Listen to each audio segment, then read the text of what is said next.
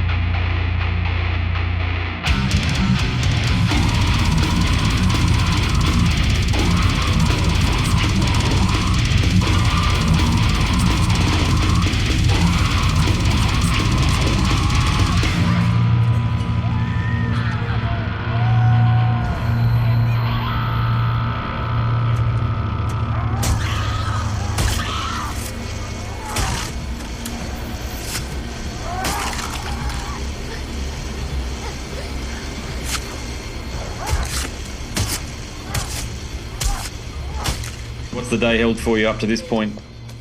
I was working today, work at a music shop down locally. All right, cool. What's that like these days? People coming in and just a quick story. I remember talking. I was in New York, and as you do in New York, you go into one of the guitar shops over a Yeah. decade ago now. But the bloke who was on the floor was Billy Idol's old bass player, so a magnificent musician, and he was telling me how every person who walks through the door, except for me, it turned out, is asking for the cheapest of whatever instrument or tool that they're going for. And are you having to face the same issues these days? Yeah. You always get that, but like you can tell the people that want the high end stuff and like they know what they're talking about, and that's a kind of a breath of fresh air. You can just be like, yeah, here you go. What are people buying these days? What are people like? Well, yeah, what are they buying? It's just I find the whole thing interesting with the internet, and I know we don't even have music shops around us here these days. You got one or two maybe in Queensland, but all the stuff I want, like the status bases, come from England. I get a ton of stuff from Store DJ and Bass Centre in Melbourne, and that's about the three that I deal with. Yeah, right. Yeah, well, Mega's good. Mega Music's the place that I work. But you'll get anything from the starter pack, Timmy's first guitar and amp, and then it'll go right up to the high end Gibsons and the high end Fenders and everything in between. There's no sort of yeah, a lot of mum and dads, I suppose, is it? Yeah, a lot of that. Yeah, and schools as well. We do deck out schools with all their gear and everything. Yeah, I noticed where I buy the kids' school stuff from. School Locker, a retail outlet called School Locker. I reckon about, I don't know, a quarter of the floor space. It's a huge thing. It's like a Harvey Norman style building, big sort of, I don't know what you call it, box retailer. There you go. And I reckon about a quarter of the space is dedicated to musical instruments, and they're all entry level, like made in China stuff or what have you. And there's nothing wrong with that if you're buying it for, to your point, little Timmy, and he's going to drag it around on the school bus with him because he's going to ding and bash it up, and it's a great place to start. Yeah. No, it's cool working there. You get to get the odd occasion where it's quiet and you get to have a shred and, chat to like-minded folks. Everyone's in bands and, thinks the same way. It's much better than it could be monotonous 9 to 5. Oh, I imagine. Yeah. So does Iniquitous Monolith, does that come up very often in your discussions with customers? Zero. I often try never even to broach the subject of being in a band at all. It's like, just having to say the name. Like I don't think it's that far out, but I think every seven person that tries to pronounce it just completely butchers it. I've never heard the word iniquitous, let alone monolith. All right. What's the most bizarre mispronunciation that you've heard? Inquisitive monobrow. That's good. That's actually good. I'd claim that. Yeah, I quite like it. Yeah. A side project that's just very questionable. It's great music. Dicey sent it over and wasn't sure whether I'd be into it or not because I generally don't get into too much of the, when I say tech, you know what I'm headed when I say that. But I liked it. I actually really like what you guys are doing. It's kind of got a cattle decap vibe mixed in with a boarded arch spire. I wouldn't even say that they were influences, but you're cut from the same cloth. So does that resonate with you? A little bit, yeah. A lot of it's like, I wouldn't call it worship, but it's like the early 2000s death metal, like Cryptopsy. Yeah, definitely. Decapitated and early Morbid Angel and stuff like that. We like really love that kind of stuff, and it's all about riffs. Like a lot of bands are like, oh, songs, and we're like, no, it's about riffs. You come away from an album and if it has replayability, the things that are going to get stuck in your head, it might be a line or two with the vocal, but for me as a guitarist, and I know like the rest of the guys in the band, we all agree it's about riffs and it's about a good catchy groove where you can like bang your head to, or do the gurney face to, that really it resonates with you on a primordial level. I think you nailed that, and you put it through this blender where I play music as well. Play bass and a bit of guitar. I play covers is what I'm saying I do. So it's Oh yeah. well and truly away from what the extreme metal playground, if you like. But I was watching your live videos, and I love seeing people who have dedicated themselves long enough to a craft to do things that even make me go, been playing for 30 years longer now, and even make me go, holy shit, that's impressive. And I actually genuinely did that between you and your bassist. So I wanted to give you that feedback that if I champion anything and if I get into music in any way, and the reason I want to share it with an audience on the show is because it's so obvious to me that you've dedicated significant amounts of time to excellence and actually getting it right. Yeah, well, I think about guitar and riffs and shit all day. It's like, and I know Brad does, the bass player as well, and we have like a really good synergy. Like we came up together in the Perth scene. We weren't always like in Iniquitous, obviously we're in like different bands coming up playing together, and I would always see Brad playing, and I'm like, man, he is so good. His tone was always just so sick, and his technique was sick, and like his stage presence and everything was so good. I was like, I've got to play in a band one day with that dude. And then eventually it came around where we had all our projects had like been kind of, on a bit of a lull. And then I had all this stuff written, and then we gave it, to the drummer and the bass player pretty much at the same time at about 2018.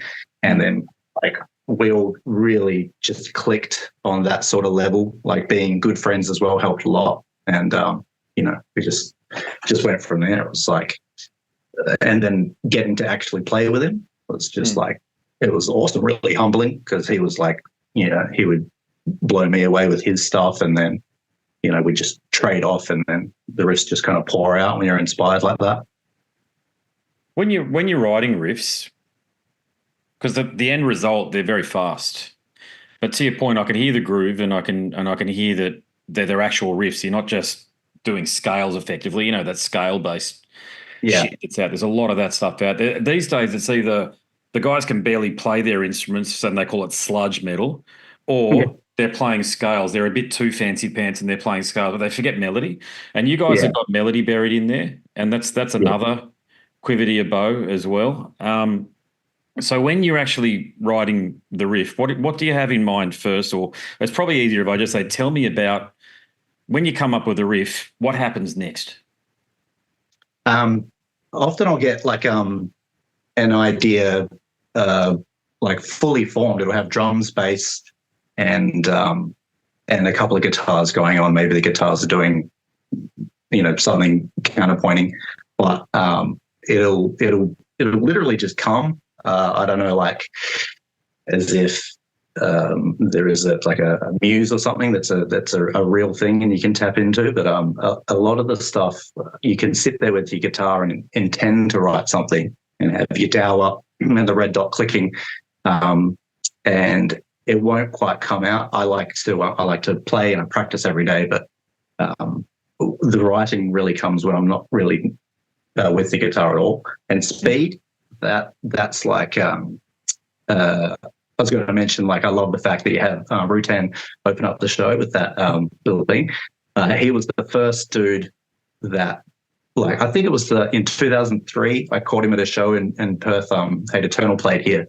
Yeah. And he just had this presence, like he just stepped up to the mic and his mouth is so fucking huge and his like iron bird is just pointy and he's just like, he was just absolutely savage and like nailed the riffs and played so hard and played so fast that just like it kind of branded my soul, I guess. And then everything from there was just like, it's got to be fast, it's got to have that intensity, and it's got a groove, and you've got to play hard. And like everything else is just kind of, it doesn't tap that that adrenaline that I'm trying to go for, I guess. So it's got to have all that. I'm hearing you. I was at those shows too, and him and Derek Roddy together are almost, it's not that they're too extreme, but it's so extreme, there's no more room for extremity, if that makes sense. It just takes it right to the natural limit before it starts becoming like all that weird EDM shit.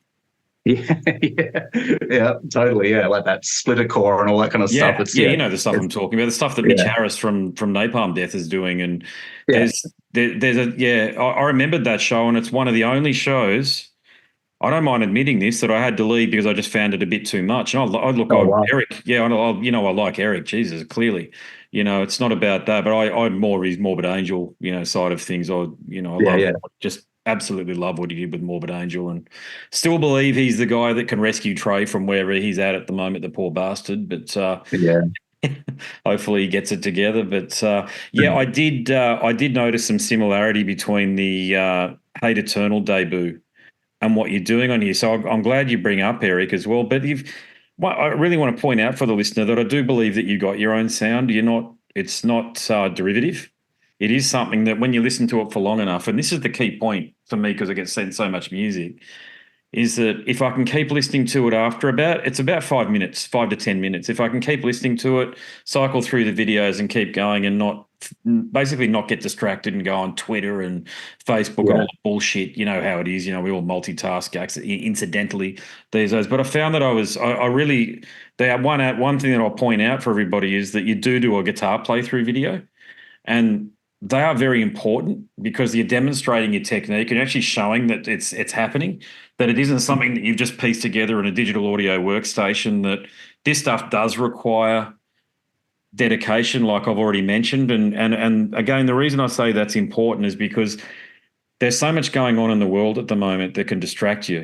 We've got these awful political paradigms that are coming up at the moment. There's a lot of civil and social unrest that are going along in Europe, and I don't believe that we're going to be far behind on that. But you've got to dive into your creativity, and that's the point, is that this stuff here, whilst all this chaos goes on around you, it's not about ignoring it and pretending it's not there. It absolutely is there, and we've all got to pay attention to it. But to a greater degree, we can focus on our collective creativity. And I believe that by doing those guitar playthrough videos they're very inspirational. Oh, thanks, man. Yeah, I'm strongly of the opinion that like any expression that is true to you, no matter how brutal it is, like our subject matter is absolutely disgusting, and it's not really like accessible to your average Joe, but like it's still comes from the place of love. Like I remember getting Decapitated's first album, Winds of Creation. I would listen to it. I listened to it once before school, and then I would get home and I would listen to it again, and I would do that every day until their next album came out. And like that's love. That's like dedication. And like hearing that stuff that's like so special to you is just like so freaking important. And if I can do that, like, that's the dream. Do that for some 15-year-old kid, and he thinks it's sick and he jams it all the time, then mission complete. That's what it's all about.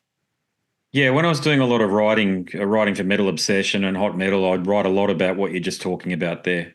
That inspiration to young people that are just about to pick it up, in the same way that it sounds like you and I were inspired by similar things. That I know for me, just sitting there with headphones on and listening to Trey and just going, well, how is he fucking doing that? Like, I heard two people. I heard Jimi Hendrix and Van Halen, and he's picked up those two and he's gone, I'm going to make it extreme. And he's done that. But it's, as I say, we've got a lot of things that are pulling our attention away from things, and just on the lyrical front there as well. I think Alex Webster said it best. He goes, we like watching horror films, but we don't actually engage in the horror that comes from horror films. So it must be the same for you guys as well, obviously. Yeah. We're not out there, killing people or anything. But, not yet, anyway. Yeah, like all of us are just like pretty much nerds, really, just like absolute death metal nerds, and we're not out there hurting anybody at all. It's quite the contrary. We get along really well, and we like to just hang with our friends and everything, and listen to metal and play metal. It's the best. Yeah, I hear. Hey, just on Decapitated, have you met or toured with Vogue yet? No, I'd love to. That'd be a dream. I saw them in like 05, not long after Vitek had the accident and died. Like that was unbelievable. They came like to Perth that one time, and then they came after that with a new lineup, but like seeing that again was another sort of one of those Eric Rutan had eternal moments. I was right in front of Vogue, got to see how he played, and like, you know, yeah, just absolutely blew my mind. But that would be so sick to play with them one day. That's the dream. He was that close to being in Morbid Angel. All right.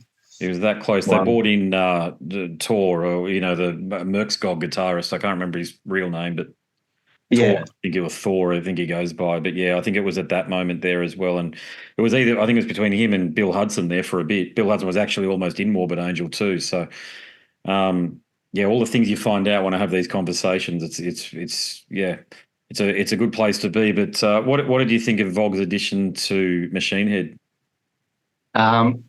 I gave the first few Machine Head albums like a pretty good spin back in the day, and then after that, even though Vogue was in there, like I don't imagine that he would have much to do with what was going on. I guess he was a bit of a hired weapon and sort of did his time in there, but I didn't really listen to too much of what he did there. I couldn't believe he did it. Yeah, I was. Yeah. I mean, it's so far below his technical ability, and it's, in my opinion, it's not like he needs to be associated with someone like bloody Rob Flynn in order to get his name out there. I mean, Rob Flynn's the greatest virtue signaler in heavy metal. I mean, especially after what Vogue. I spoke to Vogue just after he got out of prison. I've spoken to him a couple of times, but one of them was just after he got out of prison, and it was very apparent that he'd been through hell and back with the accusations that he faced. And, you know, Rob Flynn, you know, after what he did with Phil Anselmo, throwing him under the bus so quickly and just completely unnecessary. It was not, put it this way, I did not have that collaboration on my bingo card. Yeah, maybe that had a lot to do with it. Him, you know, getting out of jail and just wanting maybe an easy ride, for lack of a better sort of term, you know, just hopping on that and knowing you can get paid and you can go home and chill and not have to deal with the drama of Decapitated's big, but it's not Machine Head big. So, you know, the circumstances of touring will be a lot different and probably a bit more crazy, I'd imagine. Yeah, I hope they were for him. He certainly earned it. God, to say the bloody least. Yeah, definitely. Genius level talent. I agree. Yeah, no doubt. Yeah. So Monstrous Degradation, that's the name of the album. It'll be out on August 9th. Okay. So in what way does this album, though, in what way does it differ from the EP Sledgehammered? It was written just after the EP, but when we actually had a band. So the EP I wrote when it was just Taryn and I, the singer, and that was more of just like we wanted to do just something really sick and gory and horror infused. You know, we love to have the samples woven in there to create some atmosphere and just have it just like really low and guttural and then when it came time to write Monstrous Degradation, I kind of over the span of like 3 months just had all these riffs and complete sections of songs just kept coming, and I just kept recording it, and then it's just kind of like an evolution of the sound, I guess. And every time like I'd come up with a song, it would remind me of certain bits in movies, and we try to use the samples like in like a kind of a creative way, I guess. Like I used to listen to a lot of White Zombie and Mortician. Like Mortician would play like an entire trailer before a song, and then just like the song would start and go for a minute and then it's over and then it's another entire trailer. But like what White Zombie would do that was like creative is they would weave the samples into the music, and they would have them come at like you know, key moments where there was like a bit of a breakdown or a build up or something, and then sometimes you'd be able to, you know, spot those samples in movies when you like just hired a bunch of VHS tapes from Video Easy, and you can, you know, you're like, oh, that's from that bit of the song. Yeah. And then like I wanted to sort of meld those sort of aesthetics and atmospheres that they sort of got and put them in in death metal. So like having that in mind as I was writing is like a big part of why it turned out like it did. It's just kind of a bit more atmospheric than your average riffy death metal album. Yeah, sweet. Yeah. Well, what about the relationship with Amputated Vein Records? I understand that they're a Japanese label. Is that correct? Yeah, yeah. They've been around for a long time and had some really sick bands on their roster. We originally hit them up really early on when it was just like a two-piece thing with the program drums and everything. And they weren't interested, but they kept us in the back of their mind at the time. And then when we had a full release and we had, like something decent to show them, we had the EP. Masakatsu was he was keen. He was good to go. They were going to put us on the. They have like a sub label, I guess you call it. I can't remember what it's called. But then when we came with the new music for the album, he just wanted to put it on Amputated, which is awesome privilege. Like to be amongst that pedigree of bands, it's sick. Does that give you an opportunity to go over there? I don't think so. To be honest, I haven't heard a word about it, but that would be nice. I'd love to go there. Was it Maddie and Co in Shotgun Mistress just over there? I think they were. Was it them or one of Matt's bands, Maddie Wilcox's bands? Anyway, we're just over there actually. Yeah, I've got to have a chat to him again soon. And Abramelin have got a new one out of yeah. So no doubt there'll be an opportunity to have a chat with him about things soon. But yeah, I came, when I say I've just come back from there, God, it was almost 12 months ago, October. Magnificent country. I think you'd love it over there. And it's so weird. All us non-Japanese people stand out. And I walk past Nervo Chaos. It's just really? Brazilian band. Just, okay, here we are. I didn't want to be some extreme metal tourist and punish them or anything like that with a chat. But hit them up. Yeah, exactly. And it was back in my I've given up drinking now, but it was back in my drinking days too. So I think I was hungover that day as well. So I decided against hitting him up and saying, "Hey guys, hi."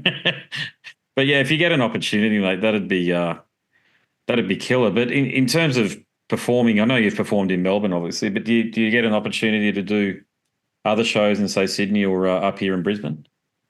Yeah, that's the hope. We've all got families and full-time jobs. It's not like in our 20s where we could just pack up and go away for 3 months and do all of Australia. But so we've got to not in a privileged enough position to pick and choose what we can do. But if we can get on an international support that's like 5 dates and we hit the major cities, that would be ideal. That would be great. Hopefully something like that can happen for us. But yeah, right now we just played Melbourne, as you were saying, like Ungrateful Dead Fest. That was really sick. A really bunch of cool bands came over from New Zealand and from all over Australia. A guy here, Ewan, shout out to Ewan, was from the band Dripped. He organised all that. And hopefully he's going to do the same thing next year, maybe in a different spot, maybe not Melbourne, but it looks like it could be like an annual thing, and hopefully that grows into something that's really cool. And that was the first one that we were at a couple of weeks ago, and it was just like a really good reception. The place was packed, but it was just great bands and a good hang, and everyone was just on the same level, like trying to make the sickest stuff possible and have a good time. It might just be circumstance, so it might just be, but across almost 850 interviews at this point, Perth is represented by far the most insofar as where I've spoken to musicians where they hail from. I did a lot of work with Firestarter early on, which answers that question. The drummer from, what's the big band from Perth called? Oh, Birds of Tokyo. All right. Yeah, he had a label, and so I was hooked up that way. But it went beyond that. It was just noticed that there was just so many great musicians coming out of Perth. I mean, it's always difficult to frame a question, let alone answer it. But what is it about Perth, in your view, that influences the way you make music? Well, it's got to be the lack of opportunity, I guess. You can't just hop in a van and pop down to Adelaide and and go up the coast and hit Brisbane, and we're forced to play a bunch of local shows and that can kind of get stale, I guess. Like if we play too much, people will be like, "Oh, I saw them a couple of weeks ago. I'm probably not going to, go out and make the effort to see them again." So you kind of got to, I don't know, play like once a month, a couple of times a month, and kind of pick and choose the shows. And I think that forces people to sort of want to be a little bit more unique and maybe stand out and maybe have something to say rather than just kind of be one of the guys in the scene and do what everyone else is doing. And it kind of gets a little bit incestuous over here. A lot of the great drummers will be in every single band, and same with the guitarists. And I mean, it's the same in a lot of the cities, but Perth is especially kind of notorious for that, which is cool. But it just means that everyone's got 7 projects going, and maybe the dedication to one should be at top of mind rather than trying to spread yourself thin. Yeah, it's a good answer. Yeah, when I think about this area here, like on Gold Coast, actually, when I say Brisbane, it's all virtually one metropolis these days. But I mean, the one thing you've got in common with everybody here is that hardly anybody comes from here, meaning most people sort of came here as kids or whatever and have grown up. So you're just seeing the first generation or maybe the second generation sort of come through, whereas this area doesn't, the Gold Coast certainly doesn't have what you call intergenerational support in that way. So you do find it's a bit more of a melting pot of where people have come from and what what influences they want to bring and how they play music, and even as an adult, what scenes they come from. And it's, I couldn't point to somebody and say, oh, I know he comes from Melbourne just by the way he plays. It doesn't work like that. I'm not suggesting that, but it's probably the most interesting thing is you can always tell people who come from down south because they're AFL fans, and well, we aren't. You can always tell which pubs you go to, because I'm playing covers and I'm looking at his bloody AFL on them with the greatest of respect. I don't watch it, so I'm just like, oh, shit, can they put on the rugby league? In that way. So that's probably the only way you do get some differences here. But for you guys, I get what you're saying. You got families, and this is a passion project, and it's something that you need to do. Though I get that. But in terms of what the best case scenario for what you think you can do with the band, what does that look like? For me, my favorite thing in the world to do is create. I've done a lot of the stuff that I want to do and played a lot of the shows and support a lot of the bands and done a bunch of touring and stuff. So I'm pretty content with that. What I want to do is create, and I'm in a position where I can, when I've balanced family life with being able to be in a couple of bands and still have my time to practice and create. So that's what I'm content doing, is just like getting better every day at guitar, and as a person, and then just trying to write the best shit I possibly can. And like I was saying before, if that resonates with somebody out there, then that's the goal. Yeah. Well, the internet's a big place, as you know. You never know how things can catch on these days. Things just sort of have a habit of catching on with somebody that somebody likes your music in Iceland or something like that. You just never know what invitations come from. Yeah. You never know. Killer, mate. Now, before I let you go, can you tell us or tell the audience where they can go to? Probably the most important thing is how they can support you, so where they can buy merch and CDs and that sort of thing. Yeah. Well, you want to go to the Amputated Vein Bandcamp, and then that way you can pre-order the album. Brutal Mind, an Indonesian label, like distributor merch company, they're doing all that merch. So it's Brutal Mind for all the merch. And then if you're in Australia, we will also have the album and some merch. So you can hit us up directly on the Instagram, and then we can sort you out from there. Get a T-shirt from the band, everybody. That's the best way to do it. That's what I got a ton of T-shirts that I don't even think I've worn. It's just you go to the show and it's a local band or whatever, and it's like, how much is that? It's $50. It's like, I get it.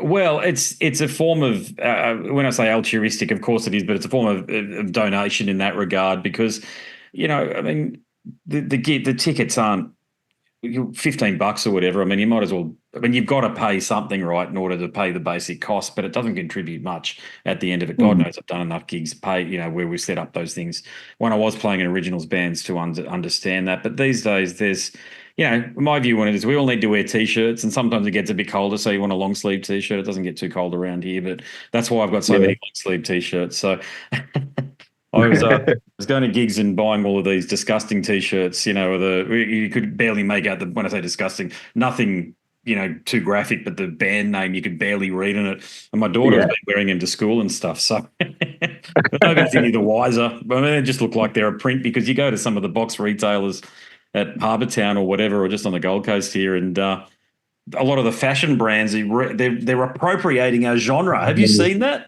Yeah, I have. Yeah. You're like, what band is that? Hold on. And it says something dorky. Like it's not even being able to decipher a metal logo, and you see it straight away and you're like, that's not a band.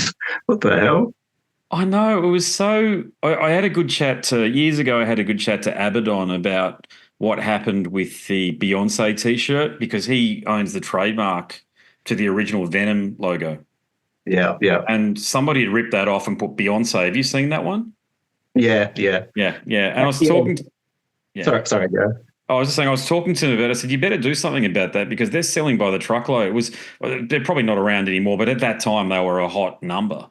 And Redbubble and all the other, those I don't know, what do you call those things? Printing places or whatever were making a fortune, probably selling his stuff. So, I saw a couple around too in the flesh. So, yeah, it's it's always it's funny. I had the same thing with the Morbid Angel jumper that it was like a grey one with the green sort of pentagram and everything, and then there was this like photo of Kim Kardashian wearing it. Like some stylist told her that it was a good idea to wear that. Like it's like it's insane.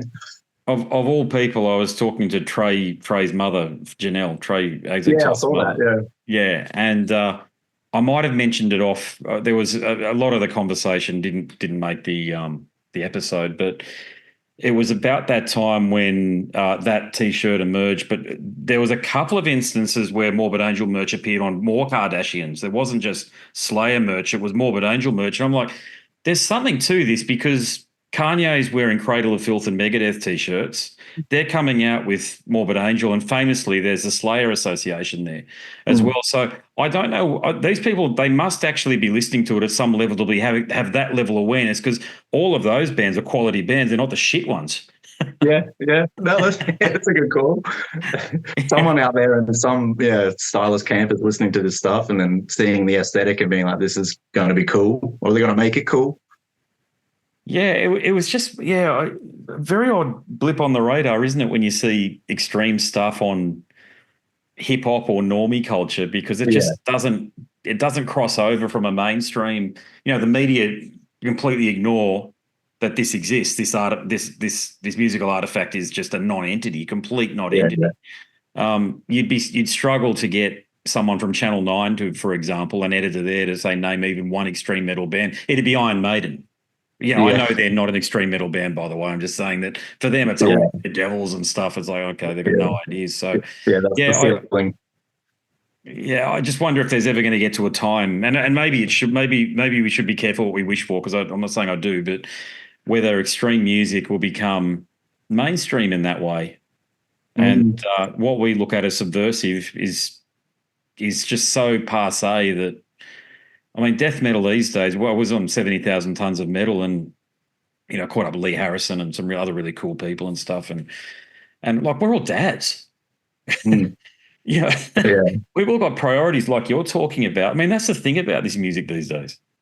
Yeah, no, it's true. Like, with the shirts, like I've got a massive collection of shirts and having a daughter, you got to be a little bit more conscious of, what kind of art you're exposing them to. Like I can walk out with like a pretty disgusting, gory, Gorgasm shirt or something like that, and then realize that she's in the room and quickly turn and have to put something else on because, I'm aware of kind of what I'm exposing it to. But, you got to be at a point in time to sit them down and say it's art at the end of the day, and it's an expression. And when they can comprehend that, I think they're probably better off. And it won't be so shocking, and it won't be like a little, a leaf out there that gets offended by every single thing they see. Yeah, and look, a lot of the people who take offence to that situation you were describing, just say you wore a t-shirt and it had some graphic image on it or what have you, and you're around kids or whatever. Those people are usually so full of faults; they're not worth taking any notice of anyway. And I've certainly experienced that firsthand. Actually, I know exactly what you're saying. Yeah. Where and I personally I don't pay any attention to that sort of bullshit. I mean, all kids need to know is that they're loved. That's it. Yeah, 100%. Dad rock indeed. Extreme metal. Music of dads everywhere, it turns out. Absolutely. Well, what do you think? Did you like that one? I'm only doing a few local interviews. This whole year has gone by so quickly since I went on 70,000 tons of metal that it still feels like March or something. But just know something. If I share a chat with a local artist with you, I do so intentfully. And the reason I do that is because I do bugger all of them. I don't really have the time these days to dedicate as much energy and effort as I would like to the podcast. So when I'm sharing conversations with a local artist, it's because I've actually vetted it, and it also helps that Dicey, who runs Soundworks, acts as a gatekeeper and advocates for a band as well. And as you heard, great fella, Lynton from Iniquitous Monolith. And there are many more chats over at Scars and Guitars. If you're new to the show, check us out. Well, check me out. It's only me that does it. Chats with bands, members of bands, such as we mentioned Morbid Angel in that chat. Yes, indeed. Eric Rutan does the introduction to the show, but there are more conversations, such as the one with Mike Browning. Yes, the original Morbid Angel vocalist and drummer. Members of Death, Testament, Cradle of Filth, tons of conversations. Many conversations with the members of Cradle of Filth. So much more on offer. Carcass, yeah, you name it. Emperor, they're all there. I do love conversations with those that have made an impact, I've got to say. So that's why I've actually, just a quick story, right at the end, I've hit up a number of people on Facebook, people who ordinarily would go unnoticed, if you like. I'm talking about guys like Kelly Conlon, who was the death bass player on Symbolic. Great to have a chat with him. So I don't know whether these things are going to happen. All I can do is ask, but there are many others, members of Vital Remains, all the bands that I truly enjoy listening to. Sam Molina from Terrorizer is another one. Let's just hope, fingers crossed, they all eventuate. So that's enough from me. My name is Andrew Mackay Smith, and of course, I'm the host of Scars and Guitars. Until the next one, it's a very goodbye for now.